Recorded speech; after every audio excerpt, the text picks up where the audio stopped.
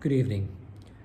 Weddings the world over are celebrated in grandiose ceremonies if there is money to be spent. But whatever it is, there's always a ritual that goes with the ceremony. A ritual that involves, most of the time, your sight, sound, and sometimes smell. So it engages, these ceremonies engages the senses. And this happens to weddings all over the world. Whether the wife goes around the husband several times, or whether somebody breaks a coconut, or the couple to be pay homage to their elders by offering them tea, there is a ritual, a ceremonious ritual that takes place during weddings. And I believe the reason for this is because in a ceremony, in a ritual, the actions engages our senses. It engages our sight, it engages our smell, and it engages our listening. And when this happens, these three come together and it creates a very strong bond in our memory banks. And we will remember that occasion, that wedding, for a long time to come. And that, I believe, is the reason rituals are created, so that it brings focus to this particular point in time that is going to be etched in our memories for some time to come. And if you read in today's reading, Jesus went through certain rituals when he's healing a blind man. And I believe it is to bring attention to that event. He didn't need to go through the rituals.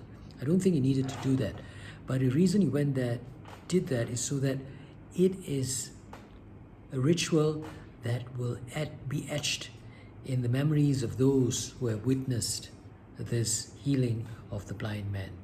And let's read the book according to Mark chapter 8, verses 22 to 26. Jesus and his disciples came to Bethsaida, and some people brought him a blind man whom they begged him to touch.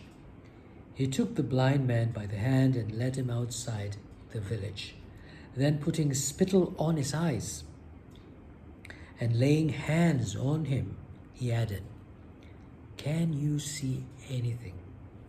The man who was beginning to see replied, "I can see people.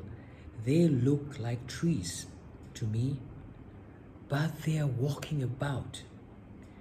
Then he laid his hands on the man's eyes again, and he saw, and this time the man saw clearly. He was cured, and he could see everything plainly and distinctly. And Jesus sent him home, saying, "Do not even go into the village." The gospel of the Lord. So we see Jesus applied spittle, put his hands on the blind man's hand, asked him to see, couldn't see, then put his hands again and asked him to see again. So there was a ritual that Jesus went through. And because of this ritual, I believe it's because of this ritual, people who wrote the Gospels can remember what had happened a little more clearly, because it triggered the memory banks in their memories. And that's why rituals are important. We may downplay rituals, but in doing so, we lose the